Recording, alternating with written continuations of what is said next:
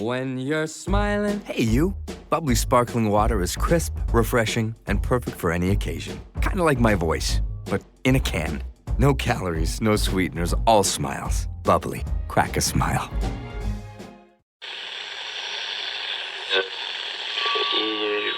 Empire.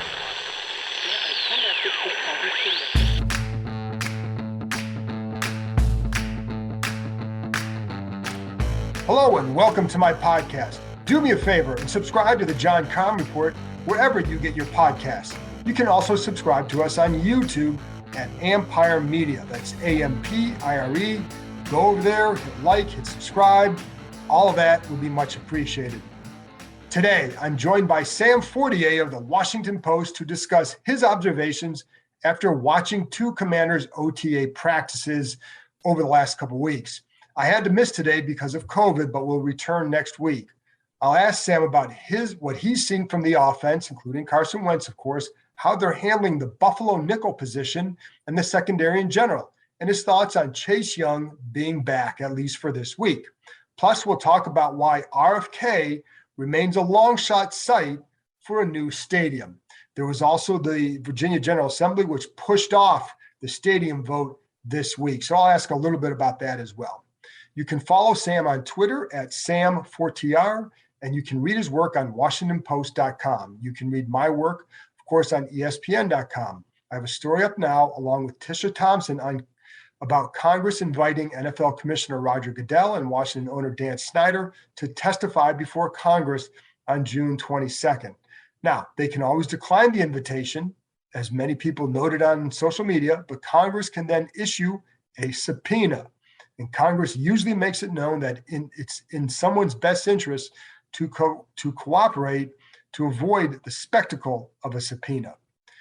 This hearing is the next logical step in this entire investigation situation, though I thought it might happen more in July, but the committee wants to get this done before Congress goes on summer break. I believe that would be August 1st, because after that, it's all about midterm. So this thing would be dead at least for a few months, unless somebody resurrected it right after the elections.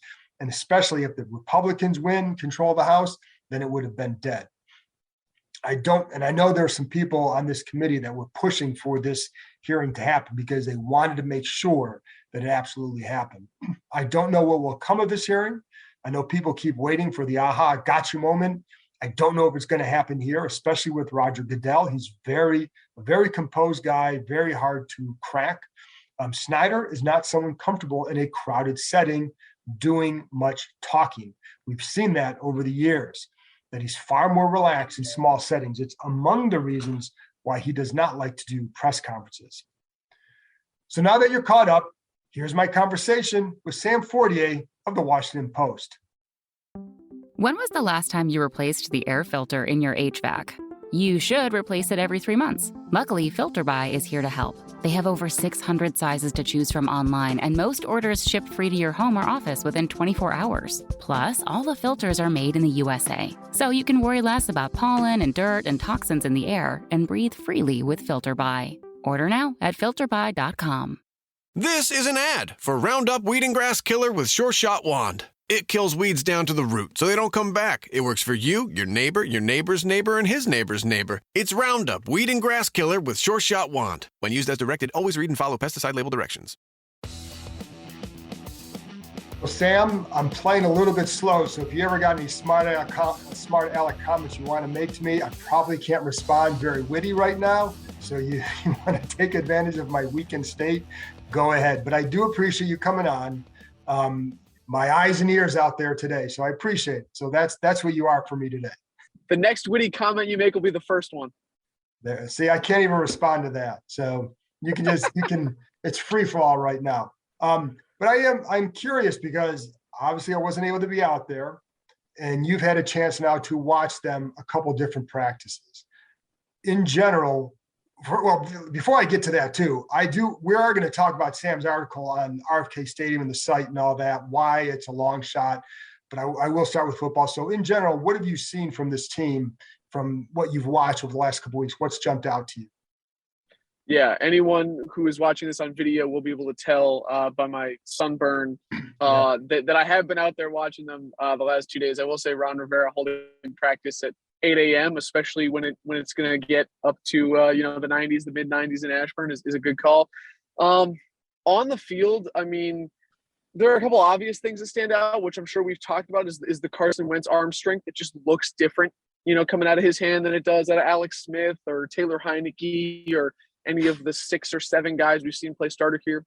Jahan Dotson's hands, I really do think stand out. They especially stood out today. With Terry out, Carson has, in the 2 practices I've seen, thrown to him quite a bit. They've used him on some screens. So I think that he's going to be an active member of that receiving core. I think one of the other things that stands out to me that's notable is that they haven't, almost exclusively, I have not seen them take a rep in 11-on-11 or 9-on-9 3 linebackers. So really they've been focused exclusively on Holcomb and Davis in the first set, and Mayo and Hudson in the second set. Obviously Ron said they'd like to add a veteran in there. They still haven't. Those, I think, have been the main takeaways for me, other than, certain lineup combinations, or, they had Benjamin St. Juste playing slot today, which we did not see him play inside much during his rookie year, if at all. And he said that was really because they thought that Kendall Fuller's vision is really what allows him to play well outside. Ron said he plays with vision like Josh Norman played with vision, which obviously made him a very successful corner in Carolina in a similar style defense. So that's my rambling, here's what we've seen so far. Well, I do want to stick, because I wanted to ask you about the secondary too, because a lot gets paid attention to on the offense, right? But defense with the secondary, I am curious of that, because, and I agree with, like, Fuller is a very smart player, good vision. It's why he's really good in zone. And I thought he struggled early last year because they played a lot more man because they had William Jackson. I felt like Fuller got better as the season went on because they played a lot more zone, which is more to his strength. But again, you need somebody to play inside. So how is St. Juste looked inside there? I know it's very, very early, but how has he looked there? It looked today like when he was trailing, whether it was Jahan or Curtis Samuel in the slot, he looked like, he looked fluid. He looked all right. There were, a couple completions that I wouldn't read too much into, but to me, he just looked comfortable getting set there, which is important. I will also say that I think that, Jack Del Rio might do a little bit more experimenting than we anticipate right now. Bobby McCain, who we talked to, safety with corner skill set, he's played a little bit of slot this year, especially as they try to figure out what that defense looks like post Landon Collins. If they don't end up bringing him back, then I think you're going to see, they like the flexibility they had with that 3 safety set. I think, right. You're going to see more of that. Cam Curl has obviously done that. So to me, that, that's an option certainly moving forward. And so anybody watching now, you see people lingering outside Sam's window there. If you get jumped, just let me know and I'll call 911 for you. Thank you. But with that safety set, then, because then it's also, I've heard good things about Cam Curl and how well he's looked early on. And then also Percy Butler's got a factor in there. What has he been doing, and how have they been can you tell what they're doing a lot with the Buffalo nickel position? Yeah, we asked Bobby also about the Buffalo nickel position, because Ron obviously has mentioned Percy Butler, the 4th-round pick out of Louisiana, as being a guy that could replace Landon Collins. Bobby was really impressed by his smarts. First of all, he said he doesn't make the same mistake twice, which I'm a little skeptical of. I'm a little skeptical that Percy Butler could step in and play with the smarts of Landon Collins right away. It's a lot to ask. It's a lot to ask of any guy. But, Bobby certainly had rave reviews for him. I think that, when we talk about that Buffalo nickel spot, it's something you could see filled by committee. I could see Bobby dropping down and playing some slot corner as well. So I think it's going to be really interesting how they approach that, because as Jack Del Rio said, he thought a reason the defense struggled the first 6 weeks last year was because they didn't have continuity in the secondary. This year, they certainly do. Right. And what do you think about the depth there, both in the entire secondary, not just core, but the depth overall in the secondary? I think they could have stood to add, like linebacker, another piece or two. I think, you can never have enough corners. And when you look at that room, you see two standouts, two depth veterans, and an unproven second-year guy in Benjamin St-Juste. Obviously, you look at the safeties, and maybe Derek Forrest steps into a bigger role with the Shazer Everett departing. But to me, I still think you could have used some depth there. And I still think they probably need to add depth there, because I'm a little bit concerned with what they have at corner, because we don't know. Like, you have to see if Benjamin St-Juste can play that slot. Now, Danny Johnson did a nice job there, but I think they're a little bit thin there. Unless a guy like Christian Holmes can kind of show something. Have you seen Jamin Davis moving differently? And again, it's really just to let people know it is hard to tell sometimes how guys are really doing, especially at I think linebacker can be tough, because you have to know where they're supposed to fill. And a lot of times it's easier to get that after you go back and you're watching the game. You can see the gaps where they're not filling, but you can see how a guy is moving though. So can you tell a difference at all in Jamin with how he's moving? Have you been able to focus much on him?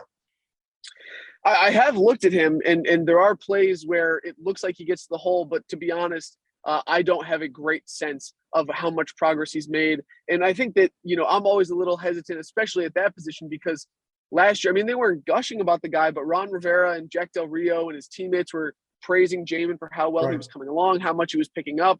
And then obviously we see he's ultimately not trusted to ever really play middle linebacker during the season. So,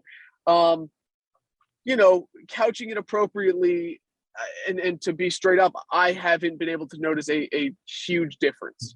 And that's fair. And like I said, I think that's a position that's very difficult to tell from our vantage point in camp, because, while these coaches go back and watch every play again over and over and over, we get one shot at it. So if you're not and we've talked about this, I just try to watch a guy on this play. I'm going to watch this guy because I want to learn about this guy. And sometimes on that play, nothing happens and it's on the other side. If you try to see everything, sometimes you see nothing. So you almost have to focus on those guys, and it's hard to do. Have you gotten used to that at practice? Yeah, it is. I think a skill. And when you say watching football practice is a skill, I think people would roll their eyes or, be a little skeptical of you, but it certainly is. I've learned that is something you gotta pick up quick, because obviously coming from baseball, where the access is so much more, and you're playing every day, and there's just a lot more data, a lot more ways that you can quantify, hey, this is what this guy is doing well, and this is what this guy isn't doing well.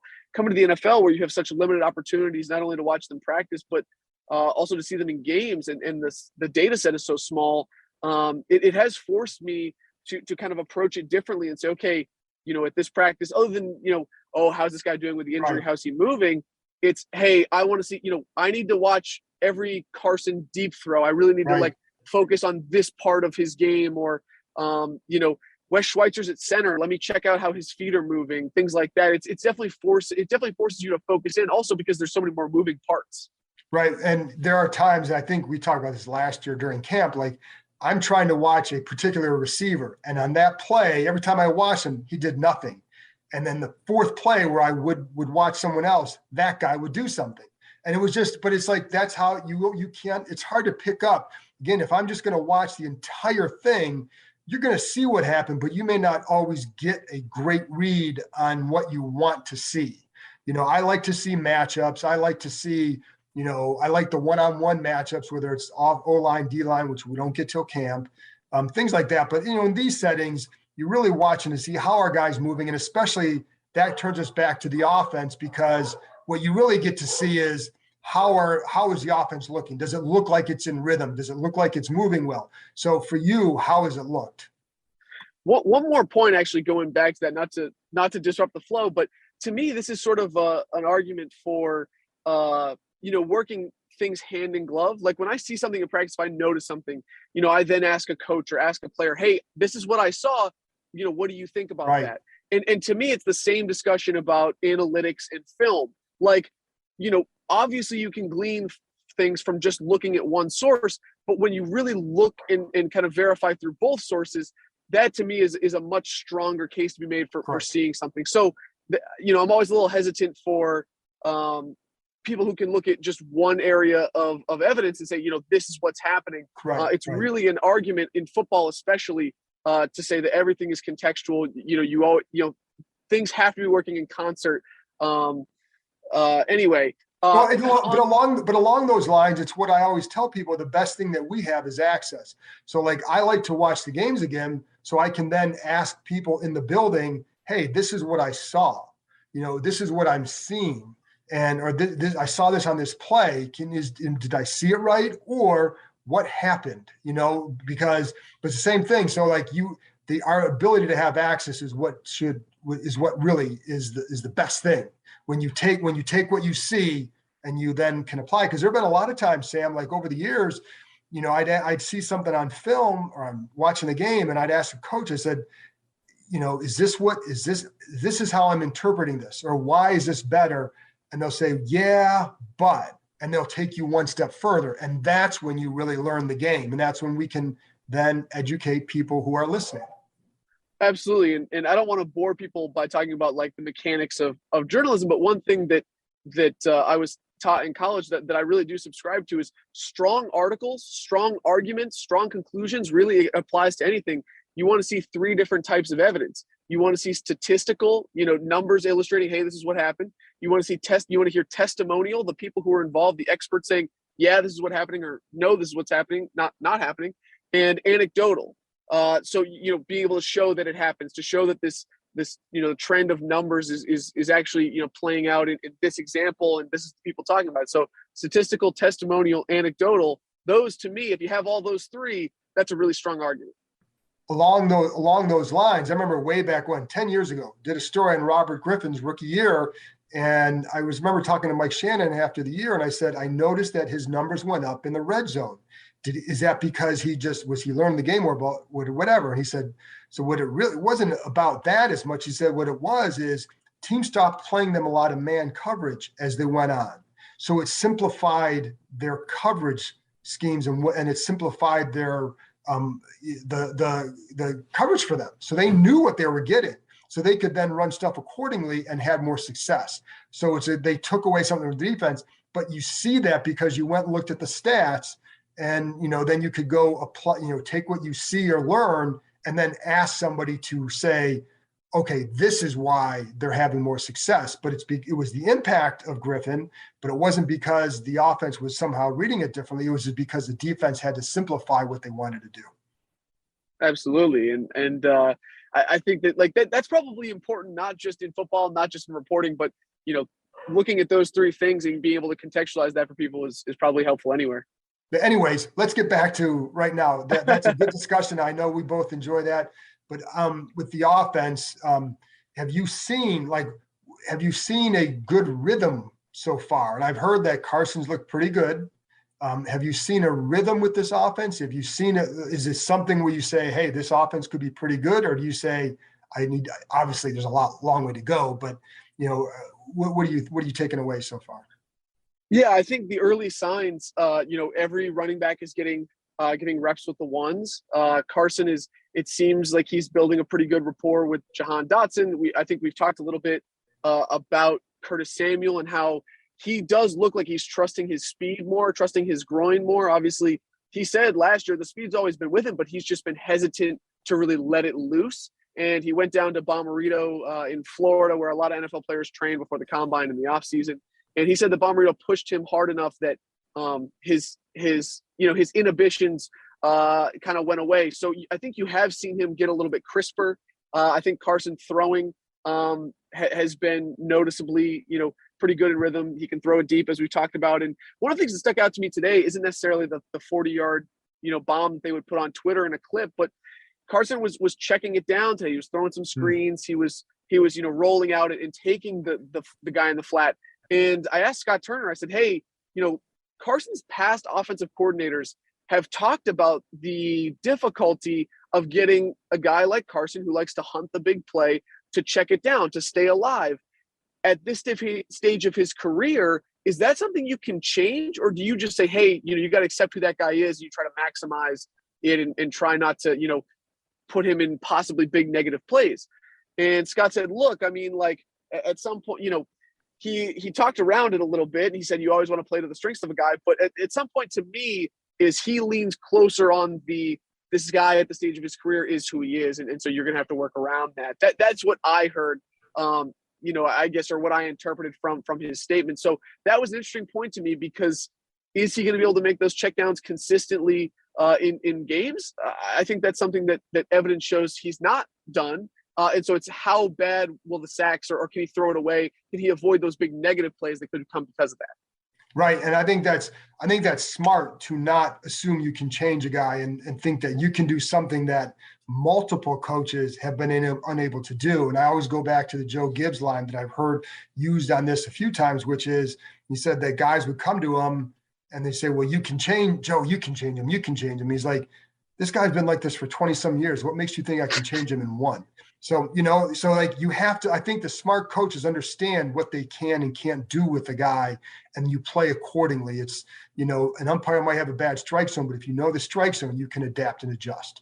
And you know what I mean? So I think that that's a smart way to go. With Jahan Dotson, again, I've heard he's looked good. What you talk about the hands, what kind of catches you seeing? Is it more than just the hands that are standing out to you? Yeah, I think the quickness and the speed is also standing out to me. I talked to his trainer at Exos, a facility in Phoenix where he trained before the draft, and Nick Hill is the guy's name, and he was telling me that he thinks Jahan's speed is different from a Denzel Ward. He's not as much a twitchy guy as he is a power guy. He was like, he has the same speed type as Deebo Samuel. Obviously, he's like 20 pounds lighter than Deebo, but he said he has a power-based speed in his legs. And this is the guy that basically prepared Jahan to run the 40. He just has a different sort of look to him. And also the hands stood out to me.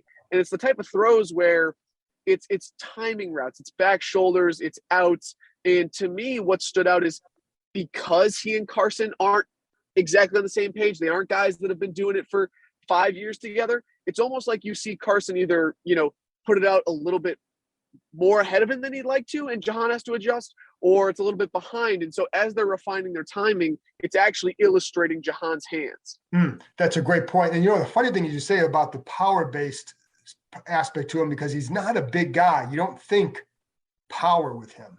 Right, absolutely. And another thing I will say about Jahan is, and you've seen this obviously in the press conferences, is he's a very calm, measured guy. And one instance I think that illustrates that is when I did go out to Phoenix, a guy was showing me around the facility, it's a beautiful facility, and he saw Garrett Wilson, the Ohio State receiver, stretching across the field, and he said, "Oh, that's Garrett Wilson. He's going to be the number one receiver in the draft." And there was a group of receivers standing like right next to us, including Charleston Rambo from Miami, including Jahan, a couple other guys. And Rambo, who's a more demonstrative guy, was like, "Ah, man, like, don't say that near me. I don't want to hear that." And another guy waved it off and, was obviously, frustrated that the tour guide had said that.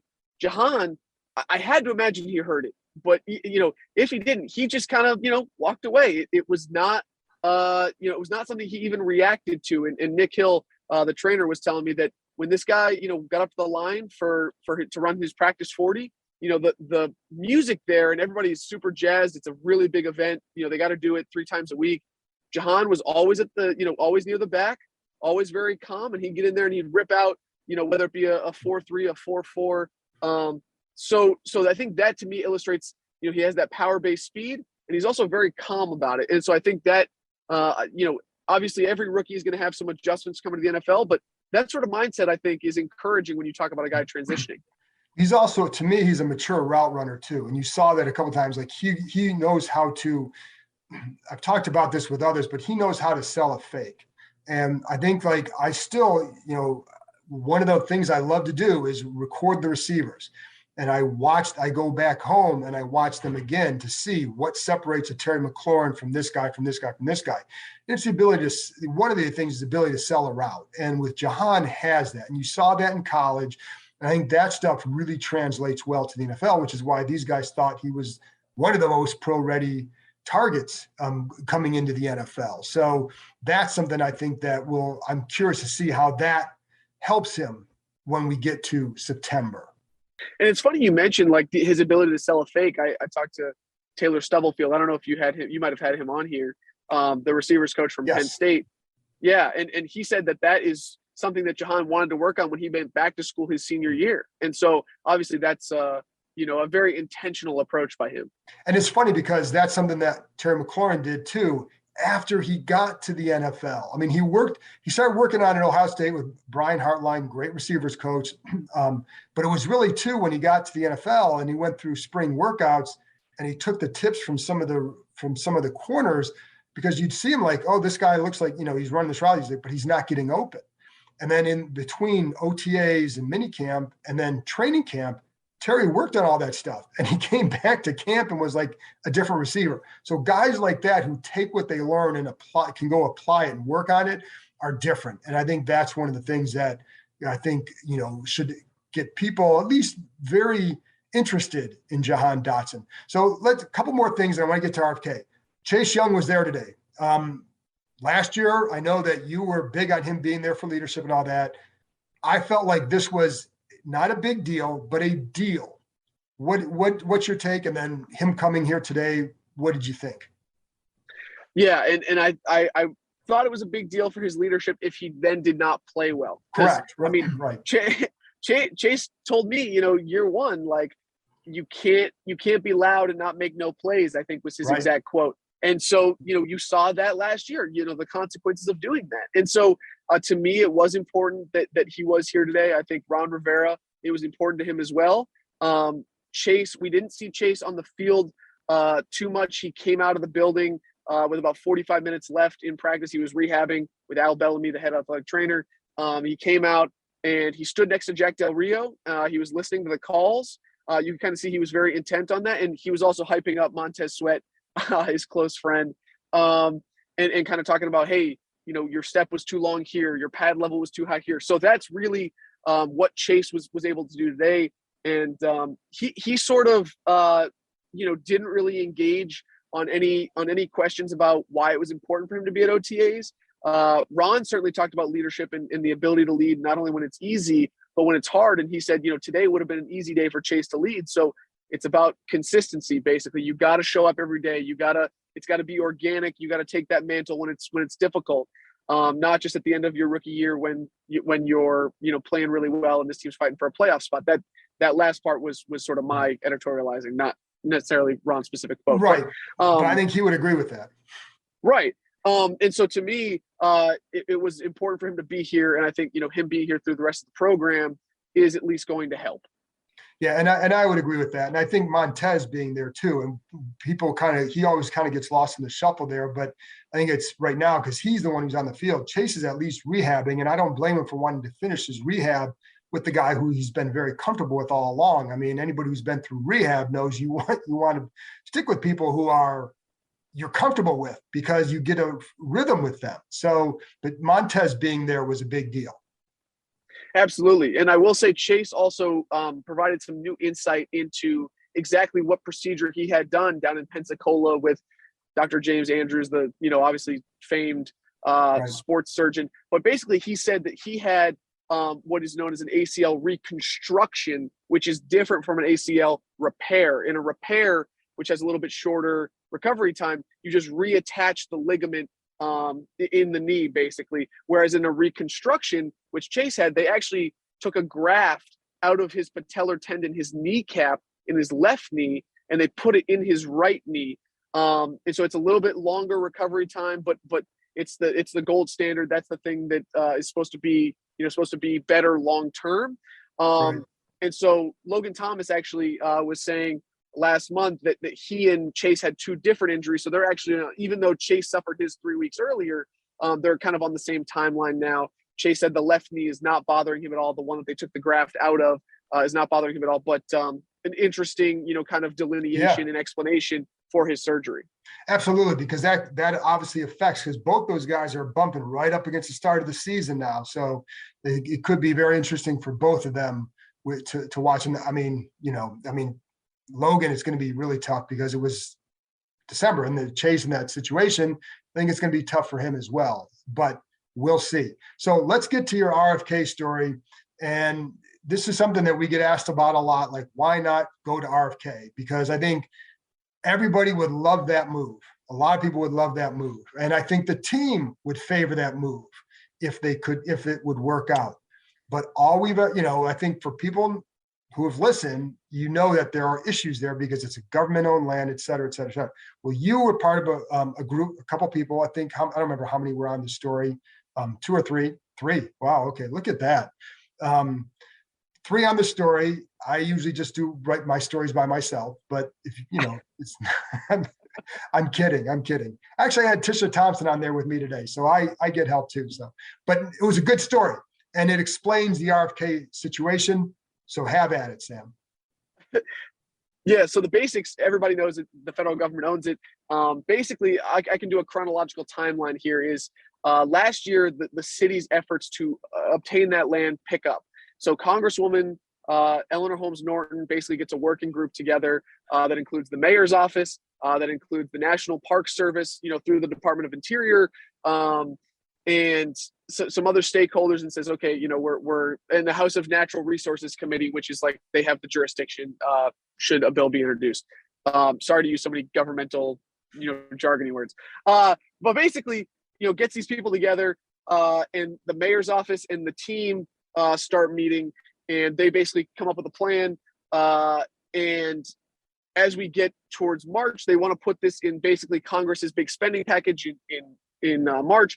As we get closer to that, the Congresswoman says, hey, I need this DC City Council and the mayor's office to be on the same page, to have a unified plan of how to acquire and develop this land.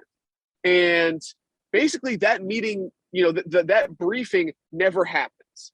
The mayor's office, they have 2 calls, one in early March, and then after the legislation passes without that legislation, which would give DC the land, passes, they have another meeting in early April saying, okay, what are we going to do now? And in early April, the Congresswoman's office says, hey, mayor's office, you guys need to brief the council. You guys need to get them up to speed. So the mayor's office sends the council a letter basically saying, here's what it is, here's our plan. We're going to put it in a COVID relief bill. Let us know if you guys want to know anything more. And the council does not respond, and the mayor's office does not follow up. So literally, legislation is sitting there because of a disagreement between Mayor Muriel Bowser and Council Chairman Phil Mendelson. It's sitting there, and there's no meeting planned as far as we know. So it's basically just sitting there, 190 acres of a rusting stadium. And people are going to be slamming their heads hearing that, because it's like that to me is, I think if this franchise wants to start to win a lot of people back, I think a big move would be going there, as we have seen from the outrage. Listen, first of all, win. Wherever you go, win. I mean, Kansas City Chiefs Stadium is not downtown Kansas City. Denver does not play. Well, actually, Denver does. But Dallas does not play downtown Dallas. So if you win, they're going to show up. But I think there's so much goodwill that needs to be built here that one of those would be figuring that out. But that's not up to the team. That's what, I wanted to kind of let people know that part of it. But do you think, because the Virginia General Assembly, they're pushing that vote off, and we know that I think it's September 2026 is when the lease actually, the agreement ends with PG County, right? So they can extend that. Do you think how long do you think they can keep pushing the stadium situation off, that maybe by that time something could be worked out in DC? Or do you think that that's a lost cause in DC? I don't think Virginia is a lost cause. Is DC a lost cause? I actually don't think so. And I think that some people may, be skeptical of me when I say this, but I still think it could end up in any of the 3 jurisdictions. Obviously, there's a big problem with DC because they don't even own the land they would want the team to be on. And there's a big problem with Virginia in this flagging support, and you don't even have the stadium authority created. And obviously there's an argument to be made for Maryland because Dan Snyder already owns 200 acres there, and Maryland's going to put the $400 million into the area, whether the DC, or whether the team comes or not. But I still think it's pretty open because we don't have enough information yet to know how strong each team's case is. Like, Right. If Virginia were to pass this and say, okay, we're going to give you $300 million, then we know, okay, this is what they're offering. Right. If DC were able to get the land, and obviously there's a lot of hoops you got to jump through for that. I think obviously they would become a premium spot that this team could end up at. Yeah. So I don't think we have enough information to say, hey, here's who's in first, second, and third.